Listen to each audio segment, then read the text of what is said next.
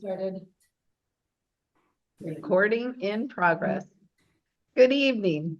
Welcome to week 3 of Help. What do I do now? I'm Vander, Stoep, and together with Johanna Munson, we've put together this information series. Our session 2 last week was every bit as informative as week 1. Bainbridge Fire Battalion Chief Chris Schmidt taught us so much about emergency medical services on Bainbridge. A nugget for me was airlift insurance does not guarantee us a helicopter ride. It's up to the EMTs to decide if a helicopter is needed, then airlift insurance helps cover the expenses of the helicopter ride. Catherine LaFond encouraged us to have intentional discussions about death, maybe even a monthly social group where death is the topic. There is an opportunity tomorrow evening to talk about death at Death Overdrafts at Sister Cider. I'm registered. Julie Davis is the lead social worker at St. Michael's Hospital. I found it most helpful to know that we all can request advice from a hospital social worker, but it is not automatic. Social workers will prioritize patients for care. Those who are hospitalized, who might otherwise be primary caregivers for someone left at home, would be an example of a high priority patient for hospital social workers. I've learned a lot each week, and here comes some more. Johanna Munson will take it from here in introducing this evening's sessions.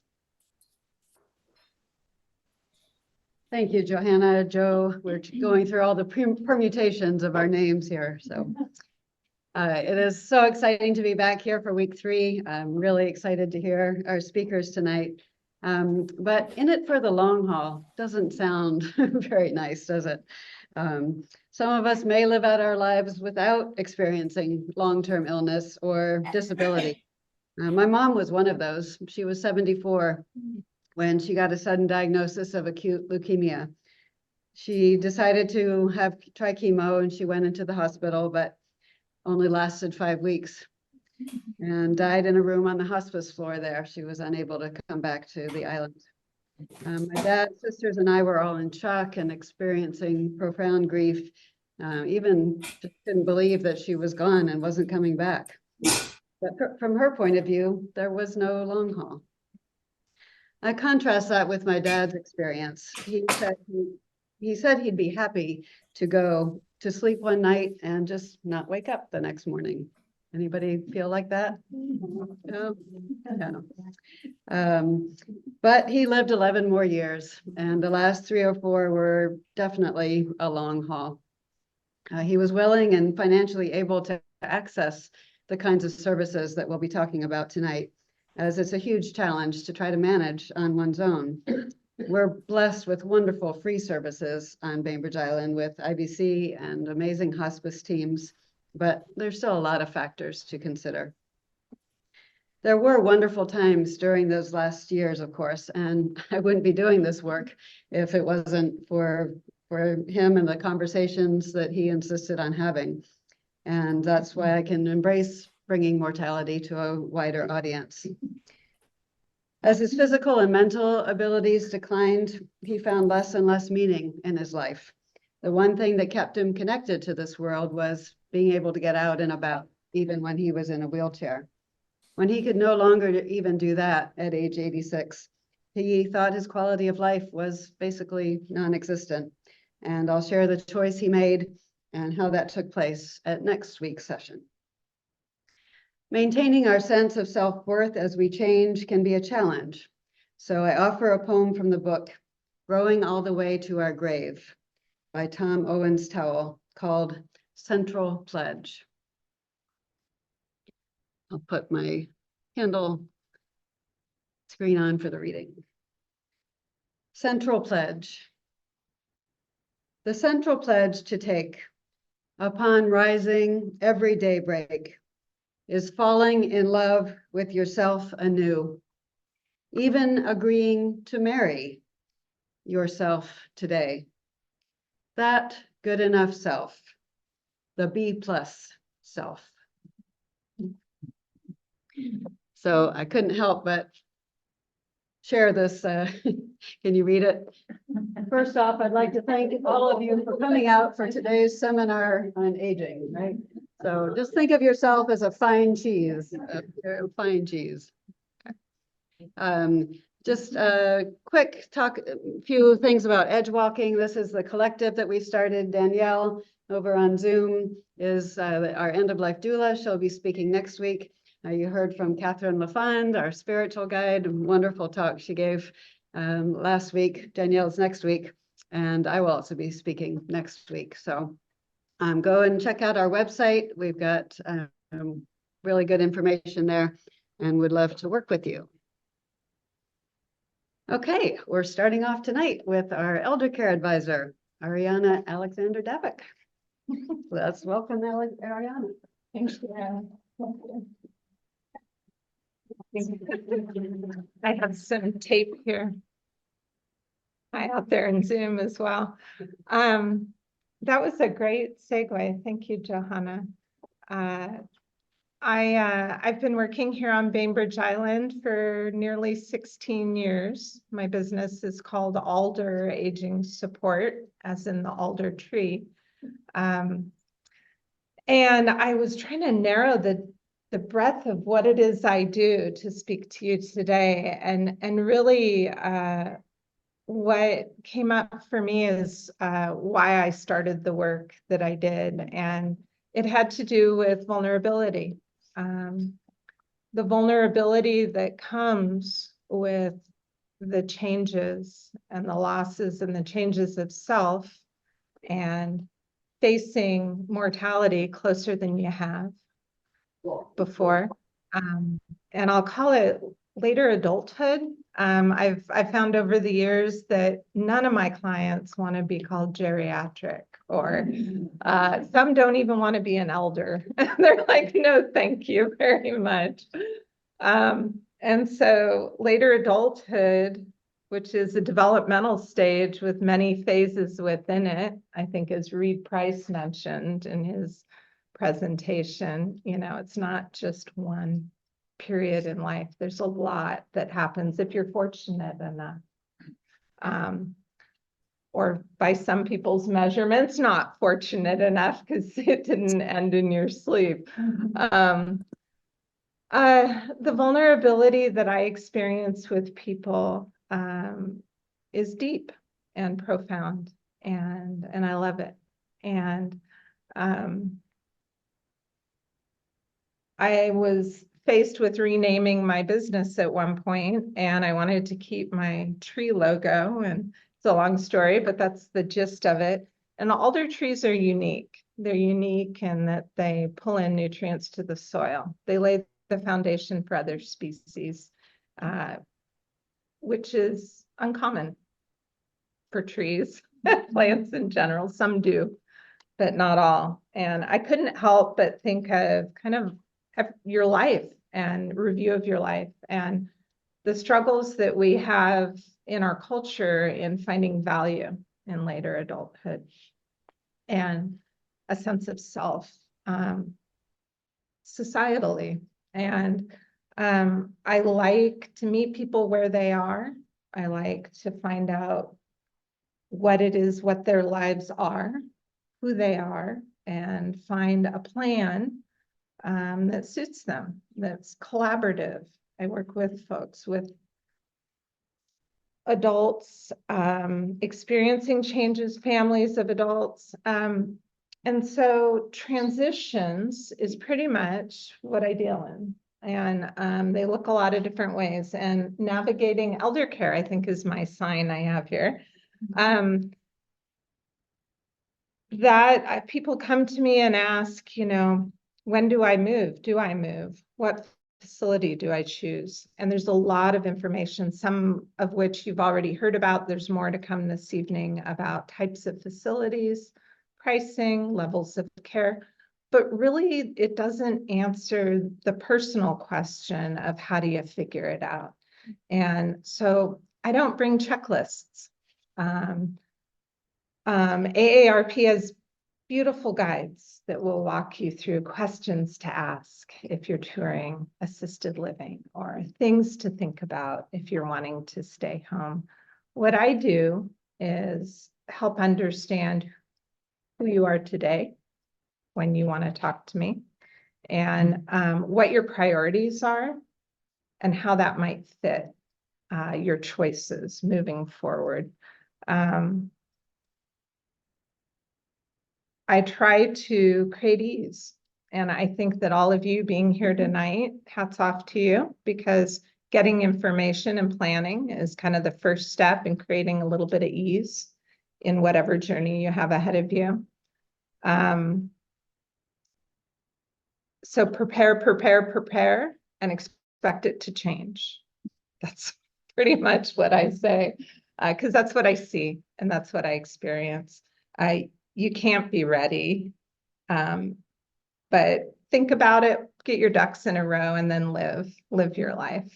And so I love helping people live their lives, essentially. I understand hospital discharges. I've watched a lot of people go through considering stopping driving or being forced to stop driving, or trying to decide, are they still safe?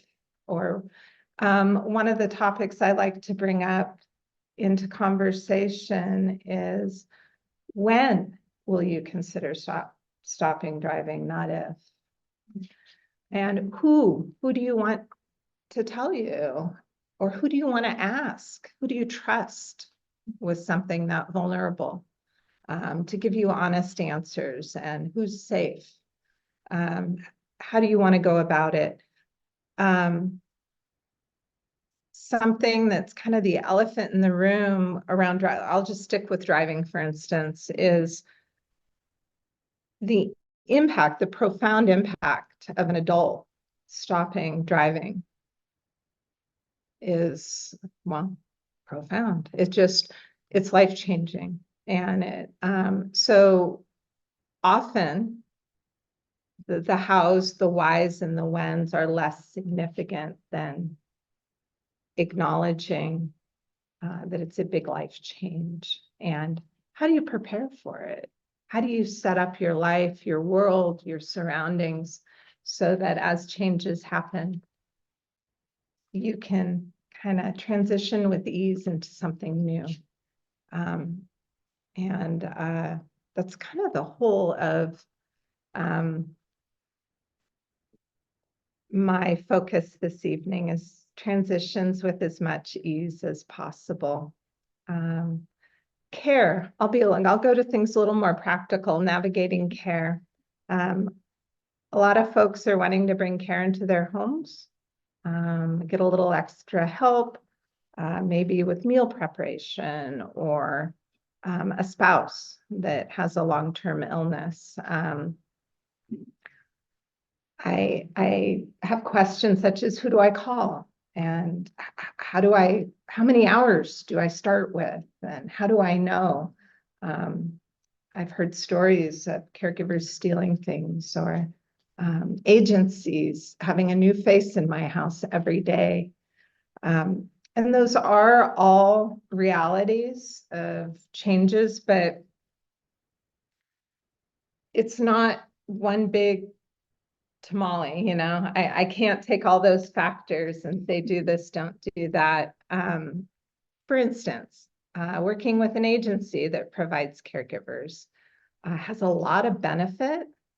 They have supervisors that will staff if a caregiver can't come in. They make sure somebody shows up for you, somebody that's trained, somebody that's got a background check, somebody that's insured. And so you can call the supervisor. Let's say you don't especially like somebody, or something's changed in the way they're working with you, or you never liked them. It's a lot easier to call a supervisor and say, hey, this isn't working, it's not a good fit, than to face somebody one-on-one and figure out how to tell them you don't want them to work with you anymore. So that's like some of the big pluses of working with caregiving agencies. Drawbacks, most of the time you're not going to get the one person you may have connected with all the time. They will shift things around. You can request it though, and I encourage people, if they're interviewing an agency, to speak your needs, because they'll do an intake with you. They'll assess your needs, but you can speak preferences. You can say, can't handle more than one person in my home. What can you do for me around that? And ask those direct, hard questions and see what they can do for you. But expect that you'll have to be a little more adaptable to staffing changes.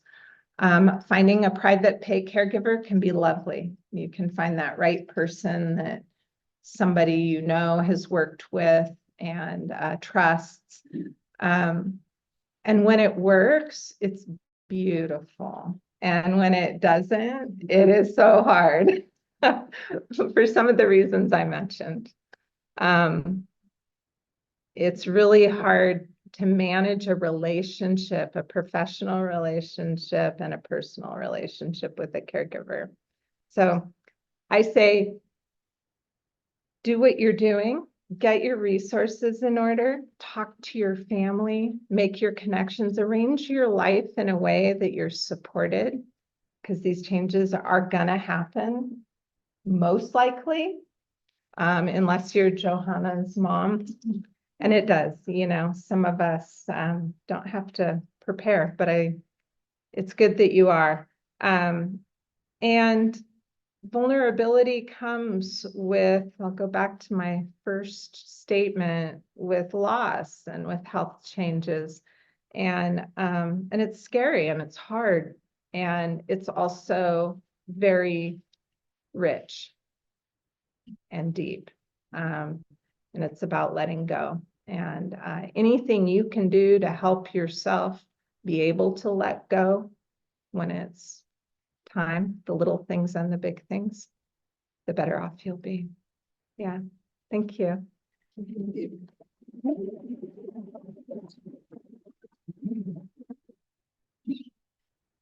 Oh, thank you so much, Ariana. That was great. I have to share a story. I was just talking to a friend of mine about her dad, who's 94, and he insisted on keeping his car. And so maybe a year ago, he went off on a trip. He actually drove off the highway and crashed his car. So what did he do? He went and got a rental car. He got somebody to take him to the rental agency, and they somehow agreed to let this 93-year-old guy have a rental car. What do you think happened? Crashed that car. And then he called his daughter and said, can you take me to the rental agency? I need a new car.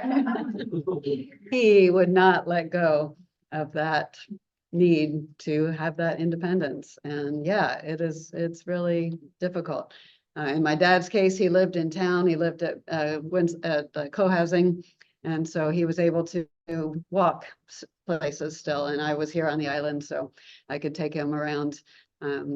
IBC will be hearing from them. They do a wonderful job of filling in some of those gaps. But yes, that's really touched my heart, that idea that, yeah, we're letting go of our ego, letting go of things that have been big parts of our lives. All right, next up, we have Cheryl from Multicare Hospice and Palliative Care and Home Health. So you can use the clicker to go to the right and stand between the two pieces of tape. In between the two. Good evening. Thanks for having me, Johanna. It's a pleasure to be here. My name is Cheryl Tiefke, and I'm with Multicare. I work in home health, hospice, and a little bit of palliative care as well. So it's my privilege to meet with every family that discharges from Allen-Moore to Tacoma General Hospital that's leaving on hospice care. And so my role really is to meet with them, explain what hospice is, explain what it isn't, because there's a lot of misconceptions. Hospice is kind of a scary word. Most people, when they think of hospice, they just think of death and an immediate death and not a pleasant experience. And that's really not what it is. If you've had experience with hospice, you could probably agree with that. But a lot of people just don't understand what it is and the role it is and what they can offer. Palliative care is also kind of, some people think of it like as a precursor to hospice. Does anybody raise your hand if you know what palliative care is? Oh, good. That's more than normal. So you kind of understand the whole idea of what palliative care is and what it can do. So it's going to be difficult for me, I admit it, in 10 minutes to talk about palliative care and hospice. I've never done that before. So we'll just try it and see how it goes. We'll give you the brief overview. We'll see if we can make this work. So palliative care, you talk about navigating those end-of-life changes, and palliative care kind of fits right in with that. Palliative care, the whole goal is it's patient and family-centered care that looks to optimize life by anticipating, preventing, and then treating suffering.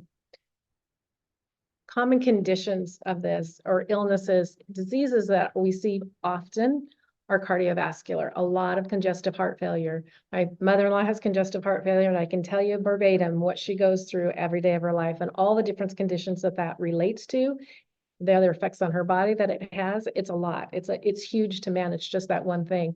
A lot of our palliative patients have more than one chronic condition or illnesses. We see cancer, we see COPD, AIDS, diabetes, kidney failure, liver disease, multiple sclerosis, Parkinson's, dementia, rheumatoid arthritis, all of those conditions. Some patients have one or more of those conditions. And what palliative care is they're going to treat all of those conditions.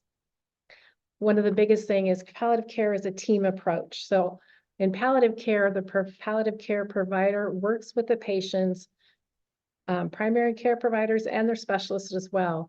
One of the first things they do on palliative care is really determine what the patient's goals of care are.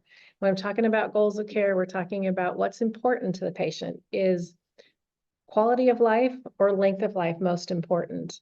Is the number of days on earth your primary goal? You just want to live as long as you can on this earth? Or is quality of life most important to you? Do you want to be able to do your normal daily activities? If you're an outdoors person, do you want to be able to be active and still live your life the way you want to live it?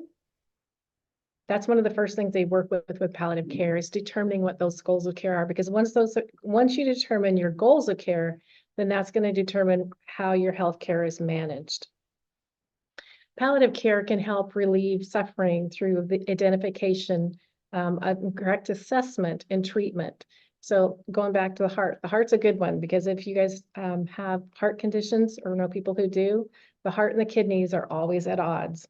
And so what's good for the heart is bad for the kidneys, and they're constantly fighting. Well, you have cardiologists working hard for the heart, and you got a nephrologist working hard for the kidneys, but those two don't see eye to eye. Palliative care can kind of help bridge that. It's going to go back to what's important to the patient in their goals of care, and then the palliative provider is going to be making recommendations to the other healthcare providers on that patient's team. And that's how palliative works. So the benefits of starting palliative care is really for people with chronic conditions or diseases. They don't have to necessarily be immediately life-threatening. Heart disease, for example, diabetes, even some cancers, you can live years with those. You know, there's no limit of time on them always. They're not immediate life-threatening. Palliative care can help reduce hospitalizations by better managing your symptoms. They can also help with better understanding of disease progression, because again, when you start to do with specialists and everybody's pulling out their own things, then they're going to talk about their disease, but not necessarily the other disease, and the progression of the two and how those two work together. That's a palliative care team's role, is to step in and help bridge that gap and that understanding. And then the last thing that palliative care does is it can really help to bridge the gap between palliative care and hospice. So let's switch over to hospice. Hospice is really comfort-focused care delivered to the patient wherever the patient is.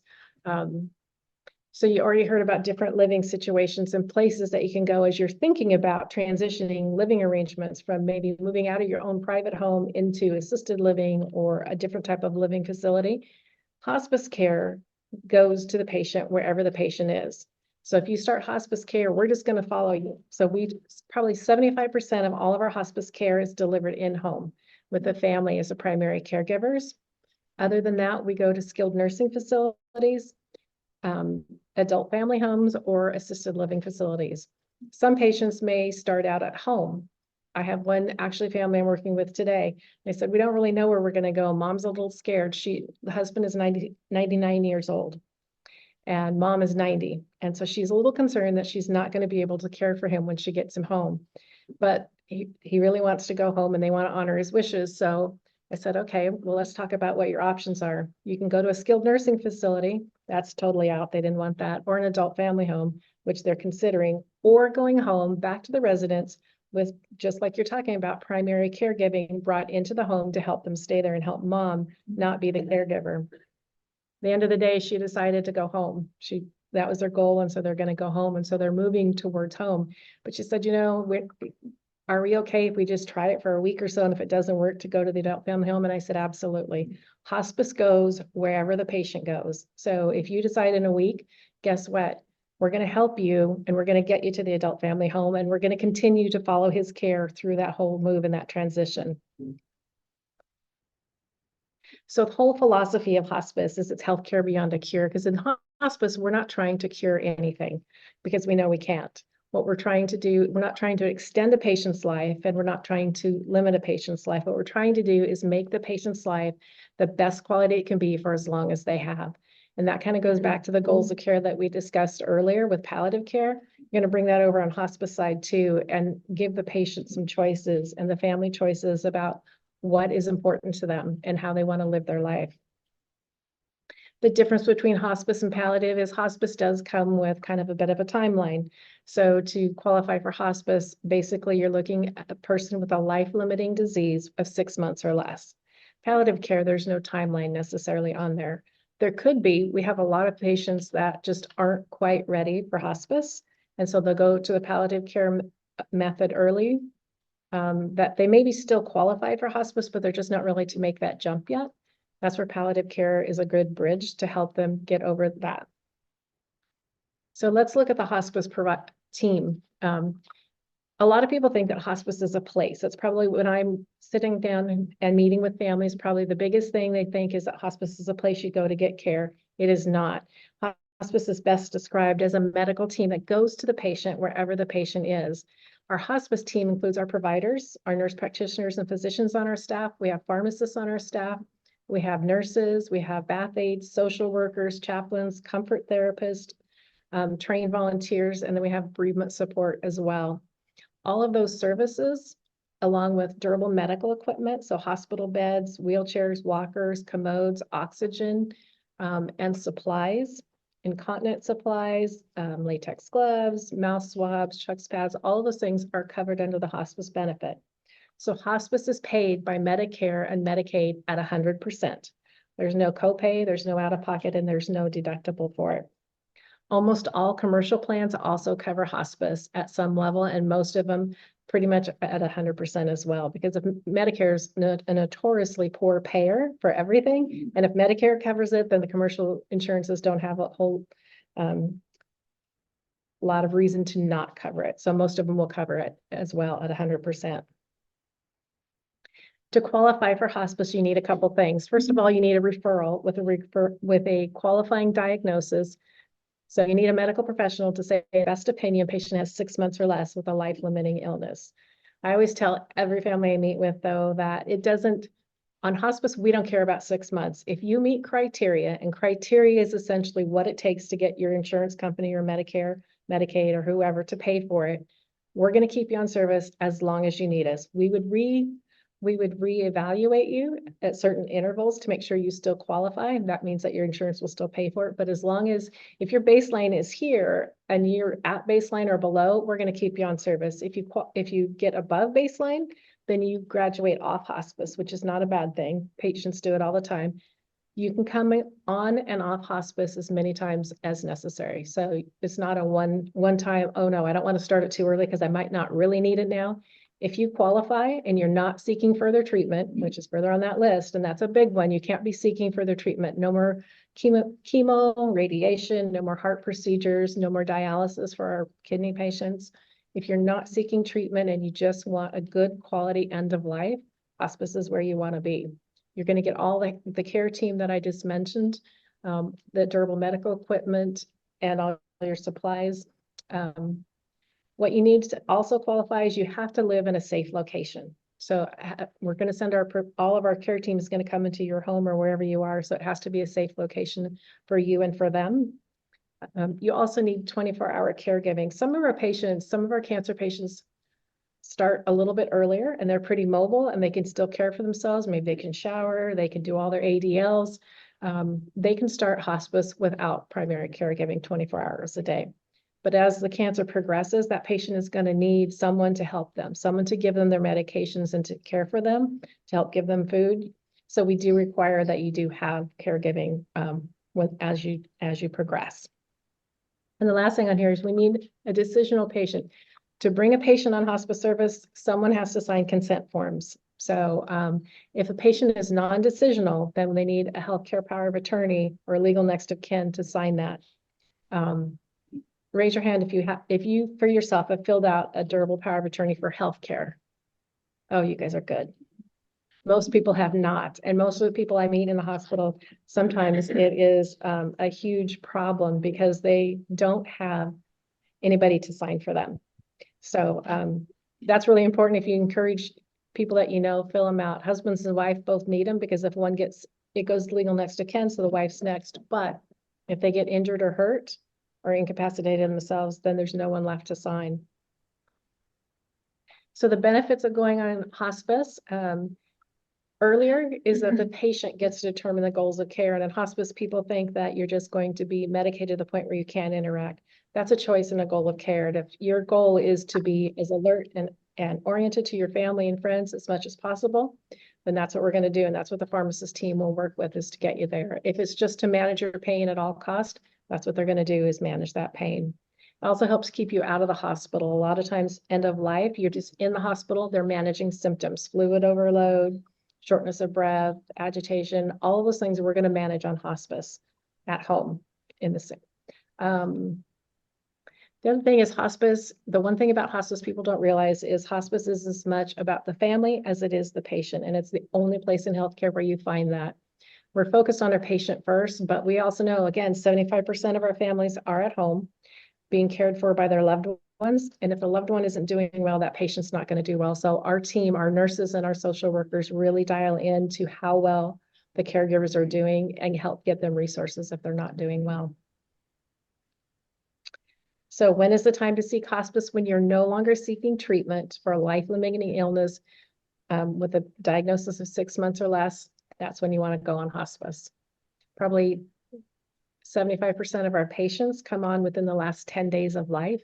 And the problem with that is they can't go through our entire care team and get every benefit out of hospice in that length of time.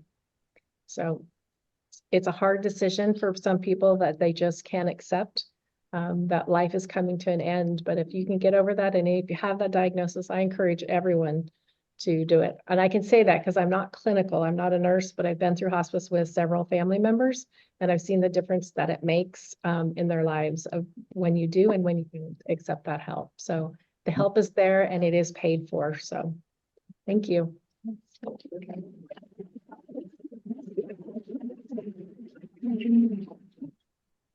It just makes my heart feel so warm, because my dad had Multicare hospice. And if anyone here knows Nurse Mary, you had interactions with Mary, oh my gosh, she is a really special person.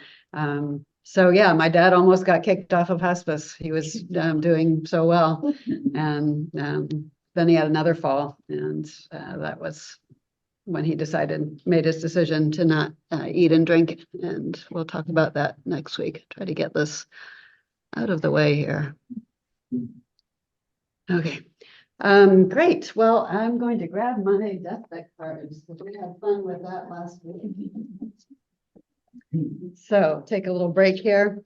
Cheryl just asked about medical power of attorney. So let's do one with that in mind. Would there be differences in how your family members would treat your medical condition if you couldn't speak yourself?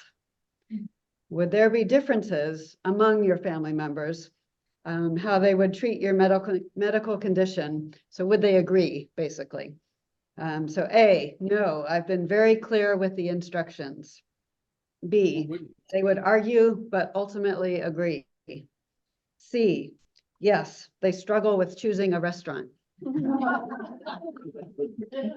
So A, no, I've been very clear with the instructions. Okay, good. Those conversations, right? Conversations matter.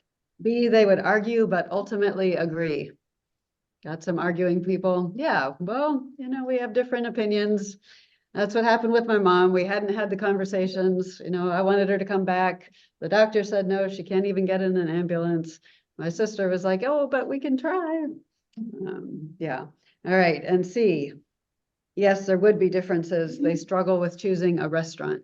We got one. Time for some conversations, I think. Time for some conversations. Right. All right. One more. If you were to die tomorrow, how many unresolved grudges would you leave behind? If you were to die tomorrow, how many unresolved grudges would you leave behind? A, 0. I hold no grudges. B, a handful, give or take. C, where do I start? All right, anybody have 0? I hold no grudges. Letting go, right? Letting go. How about B, a handful, give or take? It can be hard to forgive and forget. Anybody see where do I start? No, you guys are all on top of it. Okay, great. Let's get to our next speaker. And that is, a reminder, Sister Cider House tomorrow night. Anybody coming? 1, 2, 3. Come on, guys. You're gonna have more fun. You're gonna have more fun. Really, I really want to see some of you there tomorrow. All right, now we are welcoming Melissa Blanchard, our organizer.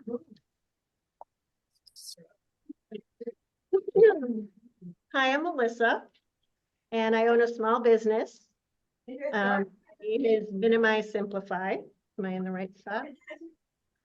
I was invited to share with you how to not leave your stuff behind, excuse me, for someone else. I am a professional home organizer and have been doing this for over 5 years professionally, but really my entire adult life. I do so much more than just organize and minimize. I provide my own customized blend of services that promise to create spaciousness, peace of mind, ease, and clarity. My tagline and motto is, clear your space and your mind will follow. I firmly believe in this, and I've seen it in action many times. I originally got into this work because I have a knack for it. It quickly became a calling that was realized after working with one of my first elder clients, Carol and her daughter, Bobby. Bobby hired me first to work inside of her home. We worked in her pantry. She was, I can tell, was testing the waters. After doing a job that I felt proud of, she went on to share with me how when she goes to visit her mom on a weekly basis, her mom lives by herself, she spends the entire time clearing her spaces. She wondered how nice it would be to simply just visit with her mom with zero agenda and to spend quality time with her instead. So we made a date. We made a date to meet with Carol, Bobby's mom, in her home for a consultation. I'm laughing already because Carol was very skeptical and very hesitant.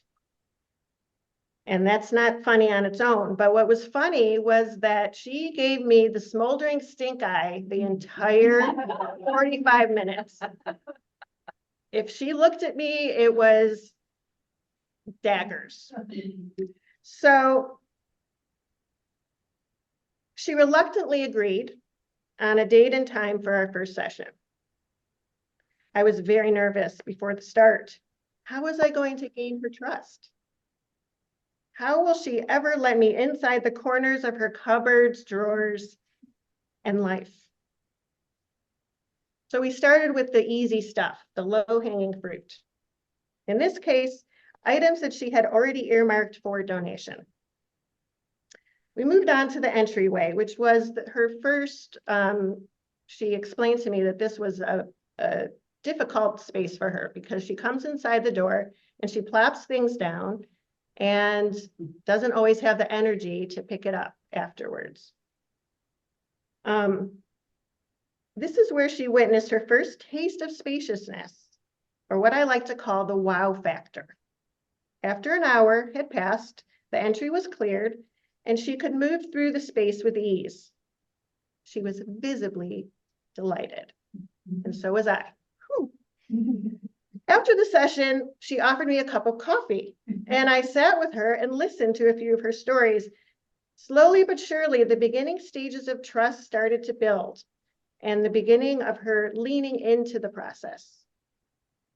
After over 20 hours sprinkled over 2 years, Carol shared stories along the way about her late husband, the trips they went on, the kids they raised, all the while leaning into the process of letting go. Now, Carol is gifted with my services every holiday and birthday by her daughter, Bobby.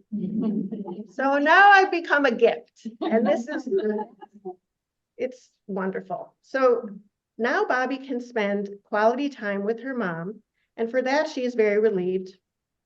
And this is how my knack turned into a calling. So why should we minimize? Throughout our lifetime, there's a constant flow of accumulation of stuff, starting as infants. Take a moment to think about what it takes to really have a baby and all the items involved with that. And then they grow out of everything. And they become toddlers with the toys and the toys and the toys and the crafts and the art and the crafts. Then teenagers trying on different sports, looks, identities, clothing, on to first jobs and first paychecks. What a freedom. Buying a house, filling the house, moving, trinkets associated with travel, possibly starting a family where the cycle of accumulation starts all over again. Life is busy, and you don't have the time to manage all this stuff. You can't find things, so you buy more things, and suddenly you have 4 of the same thing. You get the idea. We all get it, because we all experience it in one degree or another. I just wanted to throw in a couple of fun facts because I found this so interesting from the LA Times. So I Googled, I wanted to know how many items are in the average home. I couldn't even guess. Does anybody have a guess? Thousands? Tens of thousands? 6,000? 50,000? According to the LA Times, 300,000. Yeah, that was a shocker.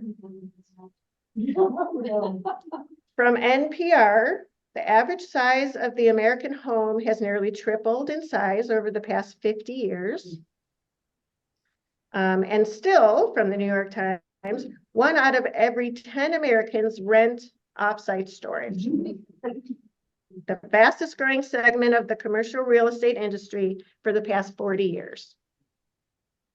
The US has nearly 50,000 storage facilities, more than 5 times the number of Starbucks.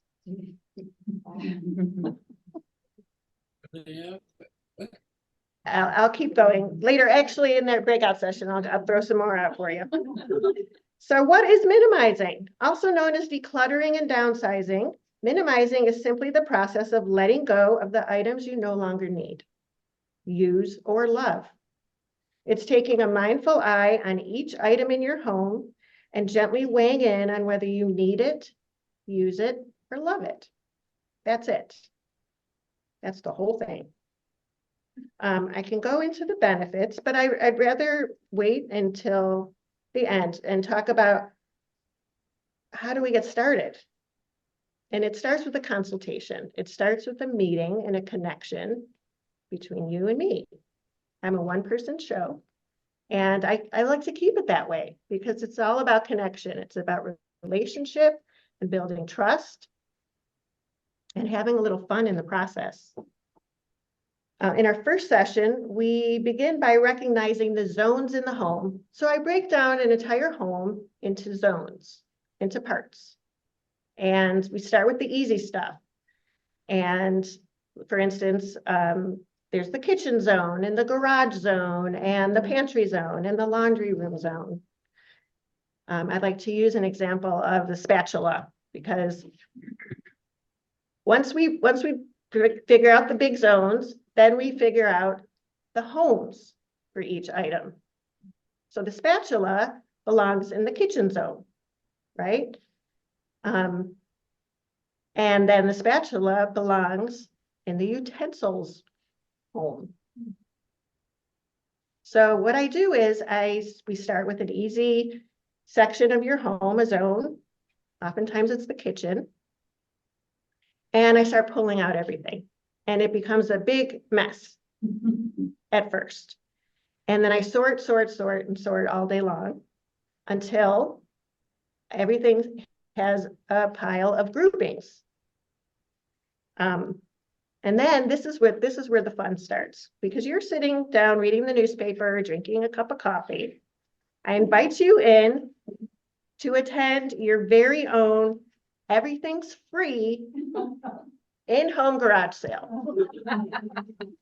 And you pick out, you have 4 spatulas, and you pick out the one that you use the most, or the one that has special meaning for you, but you really only need 1 spatula. So then I take the rest of the spatulas, I whisk them away. One of my clients who loves to talk about my services all over the place. She says, when Melissa takes out her magic wand, voila, the items are whisked away on the spot. So how many times have you gathered stuff for donation and it just sits there? Yeah, it's a common thing. So I whisk it away to the donation center of your choice. Normally, I'm very often donating to Bargain Boutique, which benefits Children's Hospital, Second Season in Poulsbo, which benefits Fishline. And I also like to handpick and donate some of the more valuable items directly to a person. And I have my Buy Nothing group, which benefits Suquamish and Indianola. And I take a lot of time and effort into finding the right home. And the rest, I will talk to you when you have questions in our discussion. Thank you so much.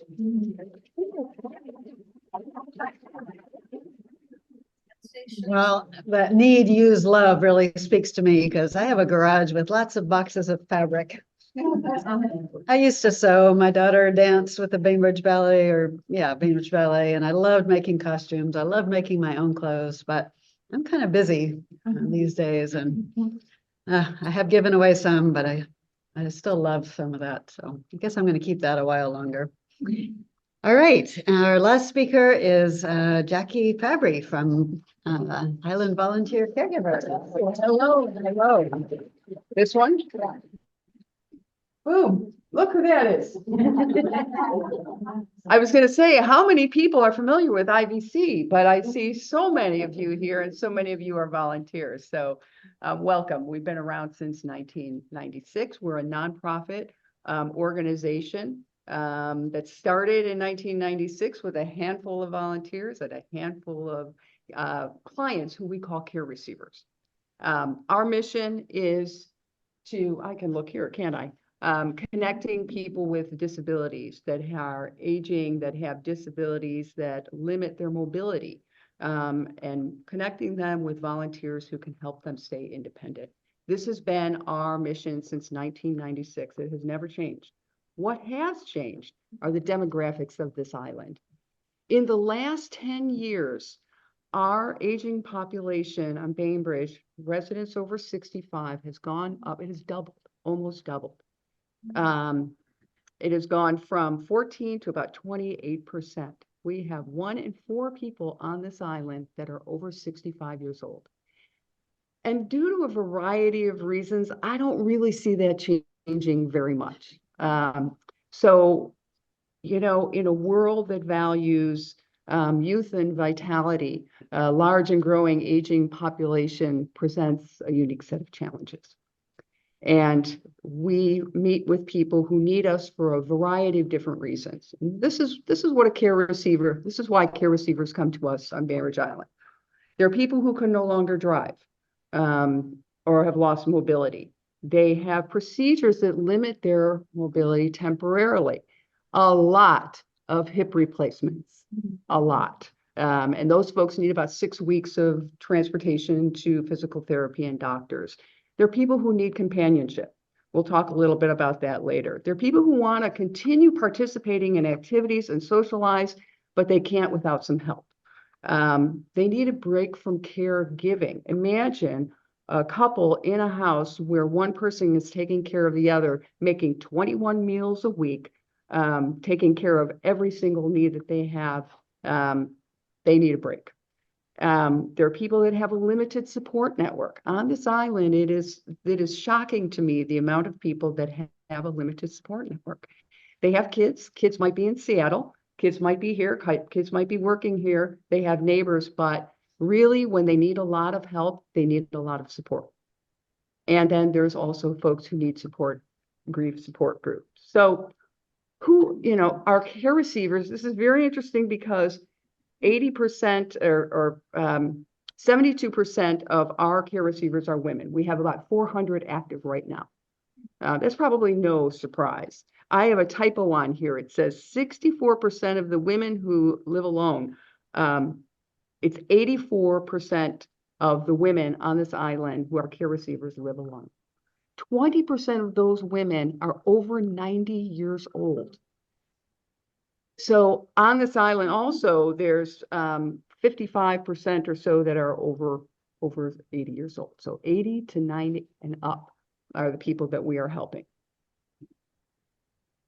And what are we doing for them? We kind of look at this in five prongs. We start with the thing that we do the most. It's the transportation, taking people to their doctor's appointments and to errands, to shopping and all the things that they need. We do that the most. We have a huge life enrichment program, and this is getting people out more. Lynn Murphy on our team is our life enrichment manager, and she's the Energizer Bunny. There is no place that she will not take people. She has worked really hard with BEMA and with the movies and with the BPA. She gets tickets for these folks and gets them to all these things. They go to opera on Sunday mornings. They recently went to a 3.5-hour opera, 14 people, and then they talked about it for 3.5 more hours after that. She saw that the men needed a group, and so she created a men's group and thought, oh, they'll just go out for coffee. No, they're going on outings now. So all sorts of craft projects, anything she can think of to get people involved, she gets them involved. The assistance that we have, you know, we are not only providing people to help, there's resources. When you think about this aging population, just taking someone for a ride, there's a lot of things we can't do. Some of the things that Ariana talked about, the caregiving, the in-home health and all of that. Katie Oj on our team is the care receiver manager, but she is also a community resource navigator. And she and a team have put together a directory, the Bainbridge Island resource directory, and it's a list of all services that people may need. So we are kind of a receptacle for that. When we find people need some things that we can't do, we're there to help them with those resources as well. It has to be that way. We can't just say, we'll take you for a drive, but we can't help you with something else. So we are learning a lot about our care receivers, and we know that we have to provide resources to them. Our support groups are really interesting. We have got our old friend, Robin Gaffney, who was very instrumental in growing IVC to what it is today, is now the well-being manager at Blodell Reserve. And she has taken on doing grief groups, amazing grief groups in the beautiful setting of Blodell Reserve. And so she works with us to help put those groups together. And We also have another group that she's helped with, and it's called the Compassionate Companions. And this is a really neat group. It's people who have experienced grief working one-on-one with folks who need help. And so that one-on-one relationship is really, really powerful. Our caregiver support groups, they meet 2 times a month, and those folks sit together and let it all hang out for 2 hours. So folks have been taking care of their spouses, really hard work. They are letting each other just have their moments 2 times a week. The companionship is a really interesting one to me because I think it's the thing that I see growing the most at IVC. I will always give the rides, but we've been learning something about companionship. I'll tell you my story of companionship. I have 3 minutes. I'll be done at 3. Woo. I made a 9-year companion at IVC. I had been a driver. I got called by Robin. She said, we have a lady. She needs a companion. She had some loss. We became friends for 9 years, and it was life-changing. It wasn't only life-changing for her, it was life-changing for me. When she died, I realized I got as much out of it that she got out of it. These folks, these folks that have been at home through COVID, we have all come out and resumed our lives. They have not. So I think we have a lot of work to do in companionship. I'm going to skip that. So what have we done? So in 2023, we've driven 11,300, we worked 11,300 volunteer hours. We've driven almost 40,000 miles. We've brought in 60 new volunteers, 90 new care receivers. By the way, 3.5 months into this year, we have just tipped 40 new care receivers. And we've delivered 900 bouquets. Robin Nagash is here, our Flowers from the Heart person, 750 bouquets in 6 weeks, 200 holiday flower arrangements, 300 Valentines this last Valentine's Day, 330 meals. It is about touching people. It is about being behind a guy. Why you didn't come back? And what are we doing Really this good. next year? All of that, and working on a companionship program, looking at where people live in zones, seeing if we can put volunteers and care receivers together. We did a survey to our folks because we're worried about what older people are eating. We worried about it. And we had every reason to worry. Creating a meal for one person there's no joy in it. It's hard, they're tired, they're depressed, shopping is expensive. We need to do something about it. And we have got a pilot program that we're working on. So that's what we're doing. And now we need to increase some volunteers and give our volunteers some training too. We're seeing a lot of folks on a spectrum of cognitive impairment, and we need to learn how to deal with that as volunteers. So we've got some work to do there. So I'm at the end of my presentation. I'm going to say thank you and say there's where you can reach us. That's where you can reach the bird and Island Volunteer Caregiver. little plug. Just They in help- case you wanted to volunteer. Things that old people need. So, You drive them to appointments, drive them to a opera. I mean, companionship, transportation. It's so inspiring, and just we're so grateful that this resource is available. Is this like unique? Oh, I forgot to say the most important line. Yes, come back up. Everything is free. Oh, Every one of those 5 areas that you saw, not one person is paid for those areas. It is all volunteers. So over 300 volunteers, every bit of it's free. You guys rock. yeah. So for those of you on Zoom, she just said, all of this is free. There's no charge. Nobody is paid to provide these services. So we are really, really blessed to have that available, because I know, I walked this path with my dad and I did a lot of those things. But there are a lot of solo agers here who don't have family around and aren't willing or able for so many reasons, and good reasons. So, all right. Well, those are our presentations tonight. We're going to take a little break and go into our discussion groups. And so let's see, Ariana, you're at that table, and Melissa is here, and Jackie will be at that table with the green bags, and that means, who am I missing? Cheryl, back in the corner there. So by 8:10, oh, they had changed the clock. Hi, everyone. Hopefully you can hear me. Yeah? Oh, shoot. Now, can you hear me now? Yeah?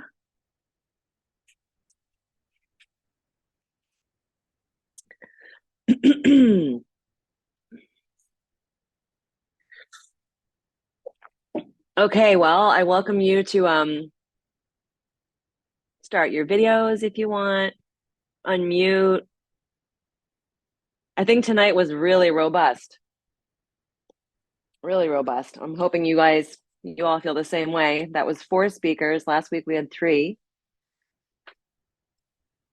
And a lot was covered. There was Ariana from her own business of Elder Care Advisor. I think that's brilliant, actually, to have someone who does that as a business, who can just help answer questions for what's an overwhelming part of life. Cheryl from Multicare Hospice. Melissa is a professional organizer and downsizer. And Jackie from IBC, who, if a lot of you are local, you probably know her. So any general feedback so far? What talks really spoke to you? What did you learn?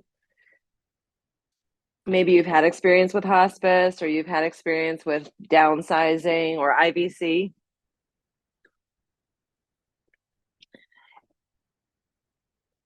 You can all feel free to just pop in if you want and chat. Maybe everyone's still having snackies and tea.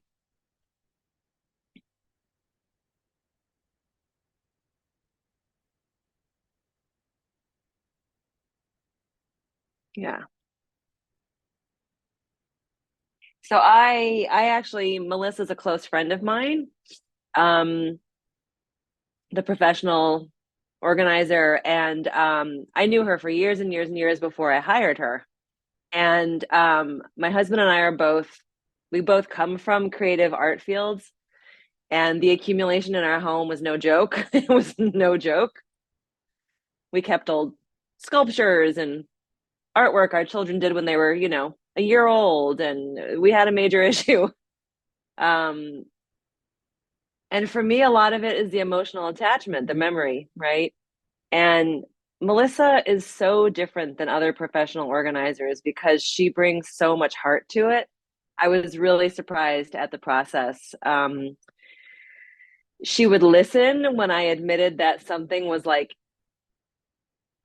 ridiculous. Like, there was a chair, I couldn't get rid of it. This massive chair in our living room. No one used it, but I had been pregnant with my first child in it, and I lived in it, watching TV and resting, and I had an insanely intense emotional attachment to this chair.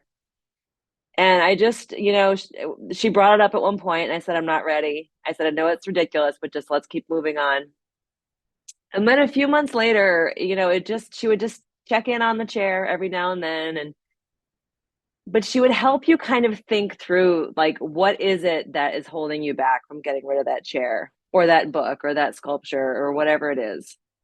And the more we talked about it, she helped me shift my thinking from needing to have that object to kind of thanking it and remembering the memories, taking a photo of it, and then letting it move on. And it once I got rid of the chair, it's kind of like if you belong to Buy Nothing Bainbridge or Free on the Rock. I swear I find that sometimes when you start giving things away, you just want to keep giving things away because it makes you feel good. Like, for me, it just made me feel really, really good. I was getting rid of something I didn't need or want anymore, and someone else was benefiting. And so I really do recommend Melissa, even if it's like a closet you can't get a hold of, or your parents' house, or anything like that. She will do any job, small, large, but I get it. It's hard. And I come from a father who's an artist and collects things, and he's not purging.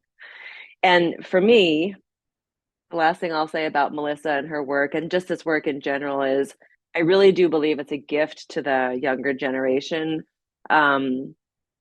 My father lives 3,000 miles away in New York. And I've asked him, I've said, please, please, please, please purge, because I'm not going to have the energy to figure out where every beautiful piece of ceramic goes. I will donate it. And if you don't like the sound of that, then please like do this for me, you know? So it's a gift too. Has anyone worked with a professional organizer ever or thought of using one or? Yeah, no, maybe so.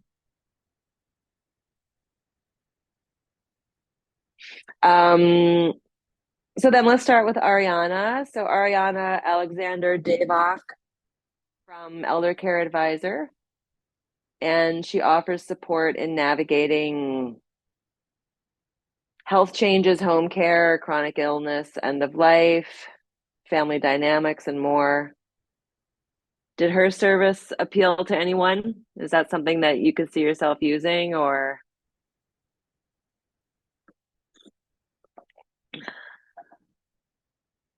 Maybe you've worked with someone before who's done that?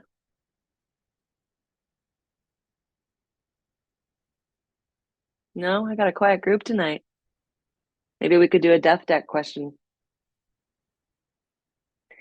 And then Cheryl, she's with Multicare Hospice. That's down out of Tacoma. And I don't know if anyone's had experience working with hospice, having a family member in hospice. I'm curious if what she said resonated with you in terms of kind of that notion of it's never too early. I mean, it can be technically with the 6-month window, but hearing what she was saying about how most people called it and went on it within the last 10 days of their life, that's a big difference between 6 months and last 10 days. So has anyone had any experience with hospice, family members, working with them?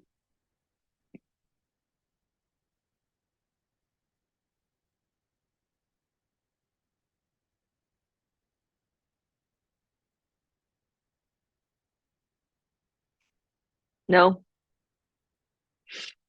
Jackie was excellent from IVC. Lots of good information, and she definitely highlighted the importance of IVC in our community. Yeah, hospice is great. Yeah, that's you. Cami, thanks for having your camera on. It's just you and me here with our cameras on. You can unmute too.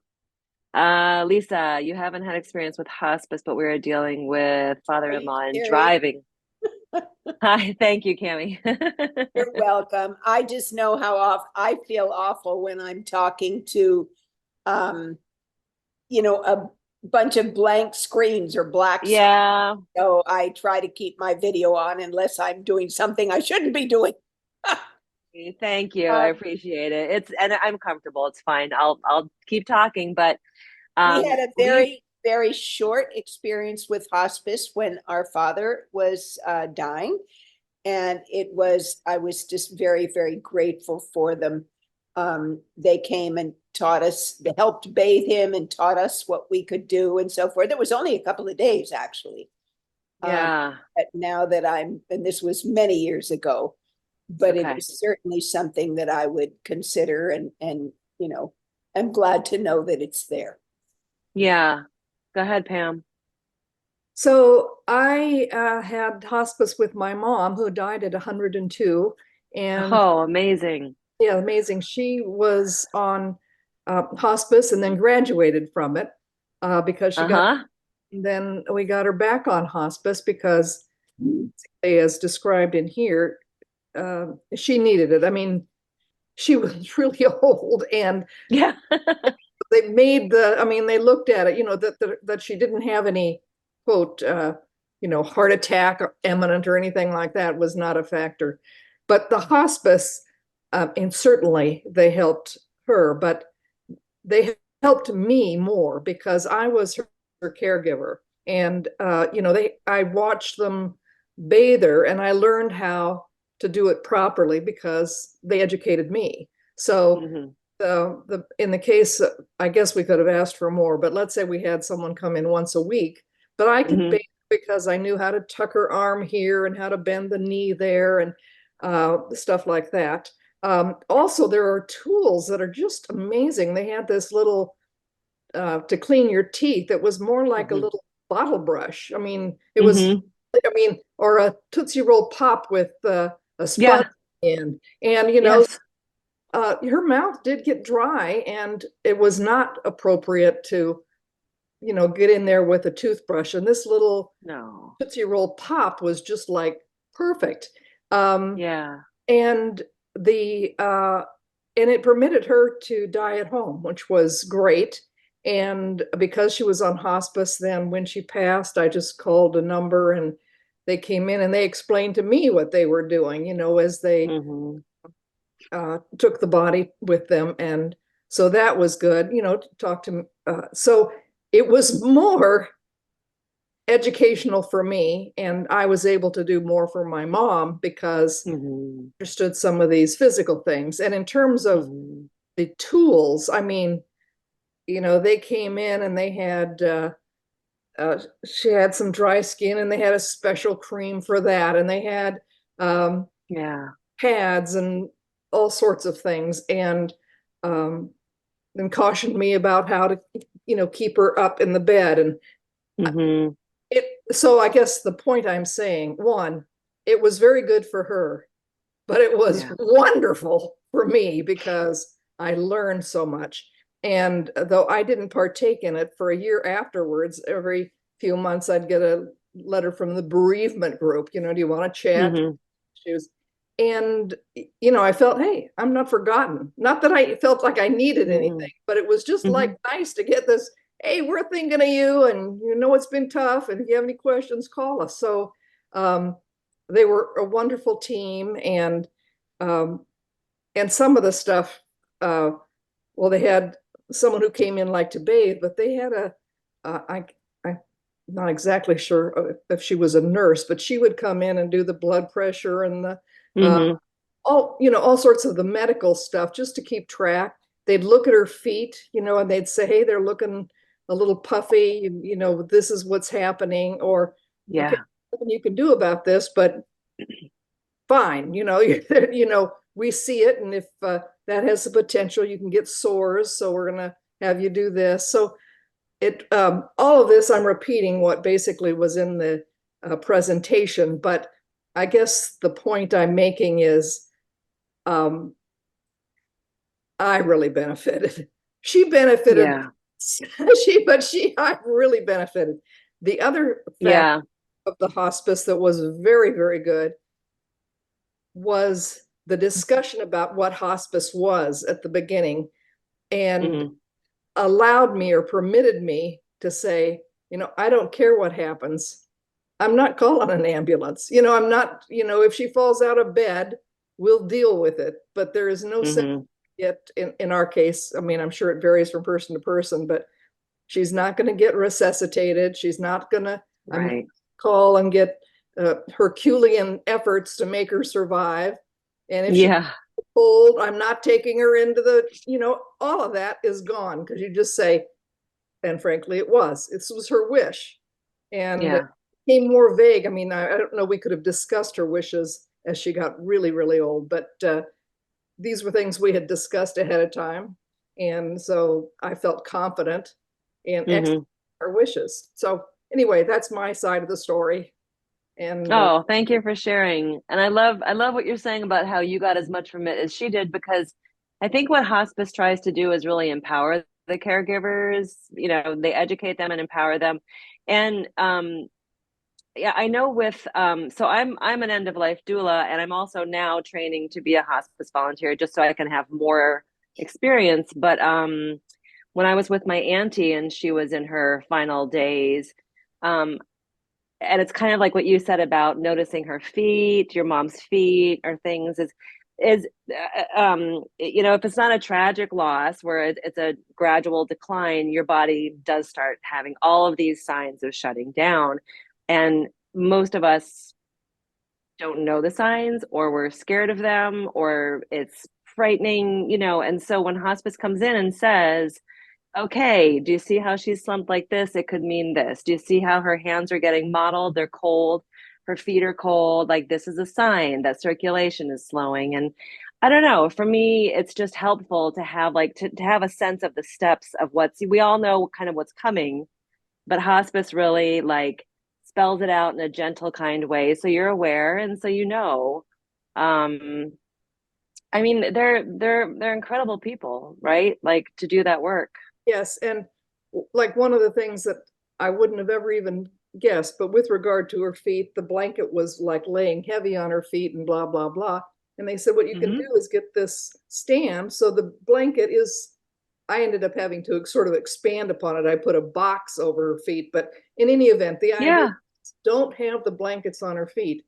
And the other thing, though, it took me probably a little harder for me to get into this for a while, even though I knew she was on a hospice, I thought, well, Mom, you just got to drink this water. And then finally I realized, no, she doesn't have to drink this water. Right. And she doesn't need the nutrients. What path is she on? Don't Right. force feed her this liquid because in fact, it's probably better in the end, I realized it's probably better. She's in the She could process of choke. passing. Everything is saying she's Yes. passing. And here I am, Yes. the one thing that's going to prolong the agony. So it was like, what? Though, but from that story, like, please don't ever feel bad about that, because one of the things I've learned is that so many of us express love through feeding, right? Preparing food, feeding people. So it is a really, really challenging thing to not offer someone who's dying. You want them to drink and you want them to, but it's actually like counterintuitive to what the body is trying to do, because like birth, death is hard work. It's actually, there's labor to it. And so if we interrupt that labor because our needs aren't being met or we're scared, then exactly, you can kind of, you can introduce something that doesn't need to be present. It's much more challenging to do what you realized it. She is on a journey to passing away, and I know these are the steps, and so yeah, it's hard. It's really hard to know what to do. Thank you for that. The other thing that I want to share, just because I find it so funny, so many of us, or certainly I was expecting, because she was at home, we'd have the classic holding the hand and the final breath. And, that didn't. In fact, when I went downstairs, I said, well, she looks a little white, but I think she's still breathing, and I try to listen and all of this. And I said, okay, I'm going to let her sleep a little longer. Well, she probably had already passed at that point, but I couldn't tell. And finally, I had to call a friend over who was a nurse. And I said, I don't know how to use these things where you listen to the heart. Would you come over and tell me where she doesn't seem to be moving much? And she's looking, but I'm not positive she's gone, So anyway, it was. That's very common too. That's actually very, very common. I see the William Cleveland name person. Hi, I'm June. Hi, June. I was just going to say, when you first asked about experience with hospice, I was not remembering. My brother-in-law passed away during COVID, and he was in Florida. So we were FaceTiming or doing video calls throughout his very short illness. He was in a facility. He actually had glioblastoma, and he didn't have much cognition from the beginning of when he was diagnosed. So he was in a memory care assisted living situation. And every conversation we had, it was someone holding the phone for him. So at least we could see him, and he could see if he was able to focus. But in his dying, then there was a hospice chaplain who came into his room, and she was allowed to get in finally when he was dying, gowned up and with the iPad and so forth.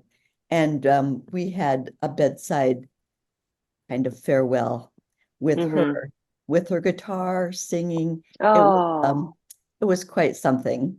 But at that point, I think it was several days then he died, because she said, I'll be back on Monday. And then he died over the weekend. But the thing about hospice that it's such a valuable and good service. And it's very sad that so many people wait until it's maybe 2 or 3 days and you know the patient is dying. You Yeah. know, it's much more useful to Yeah. get them on board as soon as, I guess, you can make the decision that, you know, you're not going to seek treatment, that you Right. recognize you're dying, and Yeah. it's time to get the support that is out there. I And so agree. I Yeah. think we all just need to do a better job of educating the That's public. what we're doing, right? Yeah, I agree. Exactly. Well, we all need to talk about it and the benefits. Yeah.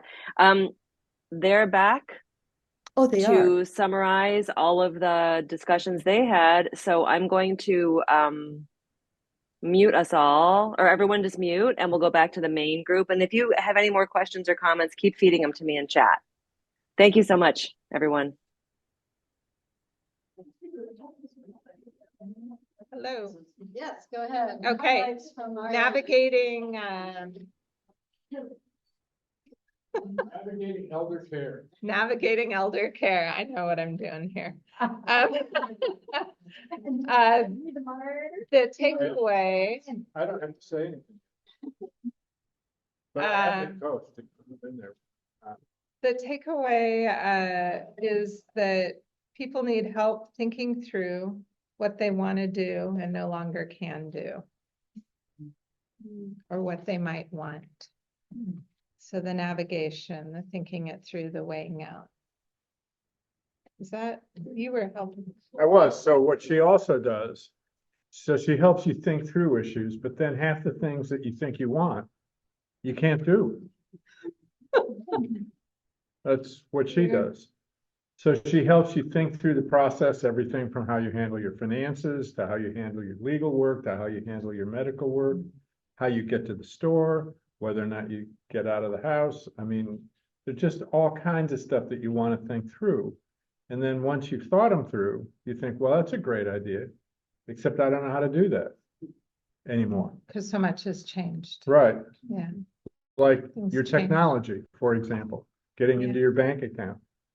And they Yeah. changed your password and you don't know where you put your password. He's good. Yeah. Like that. Few of us can relate to that, right? Yeah. You got 50,000 passwords Yeah. because they give you a 20-digit password now. Yeah. And you Yeah. got your automatic thing that gives you your 20 million password digits Yeah. Yeah. and you forgot where your one password is. Yeah. So anyway, that's who this is and that's what she does and it's terrific. And there's not very many of her that do that. So she's a good person to know. And it brings me to, how do we create that within our community? Because there aren't a lot of people in this county that do what I do. Seattle-side King County has a lot more, big cities have a lot more. But how do we support each other and how do we access those resources that we're hearing about? Proximity and relationships is kind of the bottom line of what I see. Be in proximity to people that you get down and dirty with, that are in your lives, that know.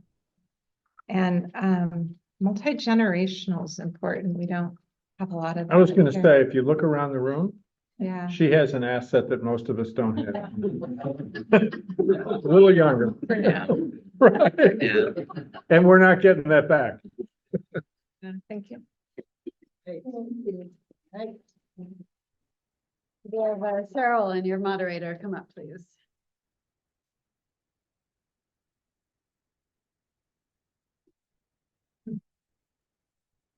All right, so we were Multicare Hospice, back in front of the camera, okay. We were hospice and palliative care. And the one big nugget our group really wanted people to know is that you get to choose what provider you want for hospice. So there are 3 major nonprofits in this area that provide hospice care. There's Multicare, Kaiser, and CHI. And then there's one for-profit, and that's Envision. It was kind of recommended after looking at it by our facilitator and our group in general, I think, to choose a nonprofit if that's at all possible. So even if you're a Kaiser Medicare Advantage plan person, you could choose to go with one of the other hospice workers or systems. That the patient has that choice. So that was really important. The other is to know that hospice does not provide primary caregiving. So you need to have family members or a way to cover someone coming into your home, whether that's long-term insurance or your own funds, if you don't have family or friends who are going to be able to take care of you. What else do you think? The one thing to know is that Medicaid is the only insurance out there that actually will cover room and board. So if you are a Medicare, Medicaid patient, Medicare would cover hospice, and the Medicaid would actually pay for you to go to a skilled nursing facility or an adult family home. They will pay, they're the only ones that would pay room and board and caregiving fees. And our lawyer talked a little bit about the fact that there are ways that you don't have to basically bankrupt your family in order to have that happen for someone. It sounds a little complicated to me, so you might need to talk to someone about that to get information and instructions on how to weave that path. Okay. Thanks. All right, we have Melissa and your note taker. Come up. Joe, right? Robin. You go on and add on to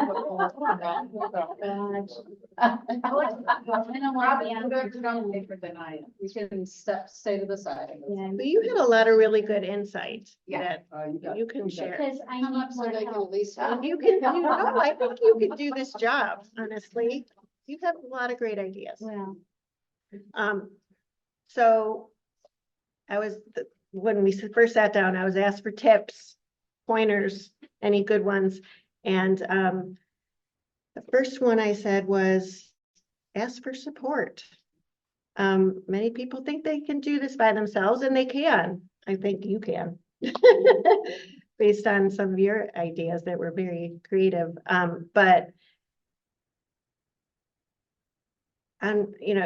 just the concept or the idea of minimizing is one thing, but when you get into the actual process of it, it can get overwhelming very quickly. So that's why you have someone shoulder to shoulder to work with that will keep you on track and do the mundane stuff like sorting. That takes time, and you might, rather spend your time doing something else. Go ahead. Well, in the sorting, you can get, like me, sidetracked, like, oh, I remember this. Yeah. Oh, yeah, and where's that other thing that should go with this? So having someone. Get you back on track. Yeah, Mhm. that's a good point. You want to talk about the labels. Yes, I forgot to talk about labels during my presentation, and that is key, because somebody asked me about, or you were mentioning that I don't want things to get moved around. I'm not going to know where things are. And that's a huge part of the process is label, label, label, label, label. And many people don't like labels. They are not always aesthetically pleasing in your home. But so I recommend painter's tape as training wheels. And you can put it inside the cupboard, you can put them in the drawer. But it will tell you until your mind is trained to remember exactly where everything is, because things do get it is kind of disorienting at first, but you get the hang of it. You'll end up having a drawer to open, and it'll say utensils, and you'll see every utensil in there, and you won't have to dig around to find what you're looking for. And tips on birthday gifts that we have received. Yes. Yes. I guess we already know the answer.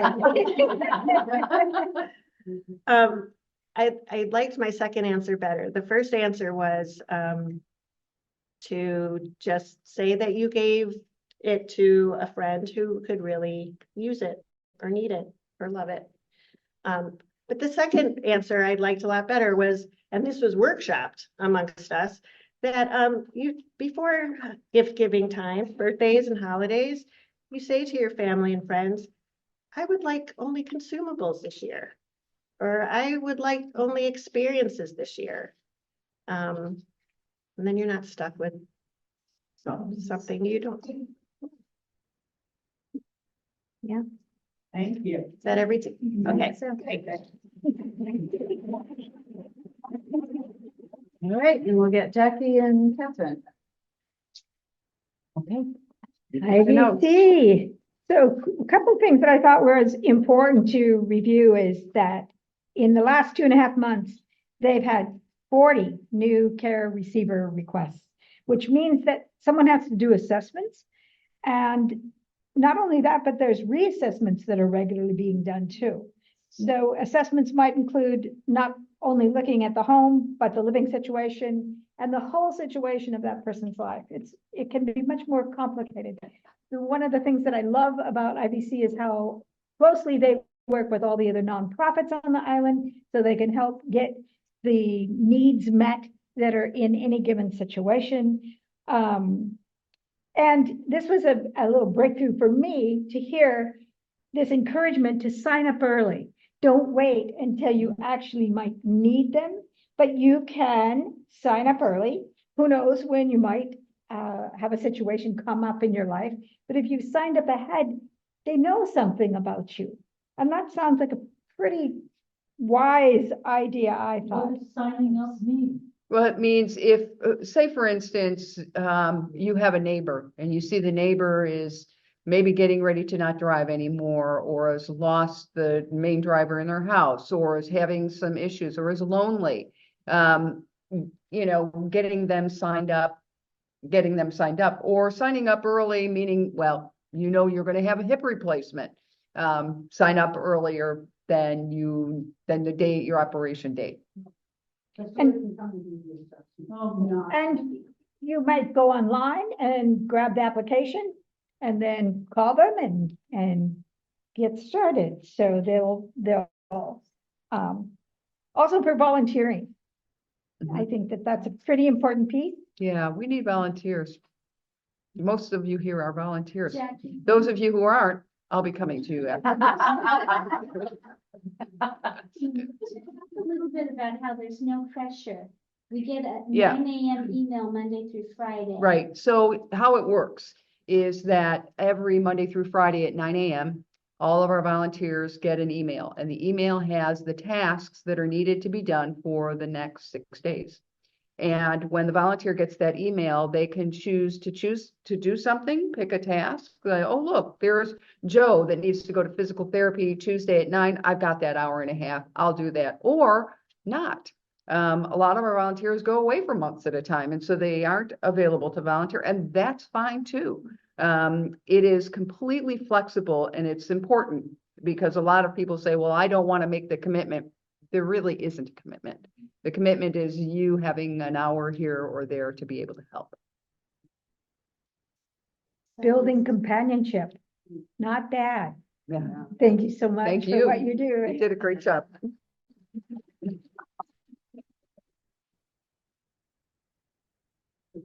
Wow, I am just so amazed by all this great information.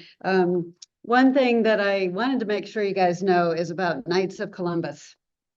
If you will know that you don't have to be on hospice, you don't have to have any condition, but if you need a wheelchair, if you need a walker, if you need a hospital, I know they do hospital beds, but they have a whole lot.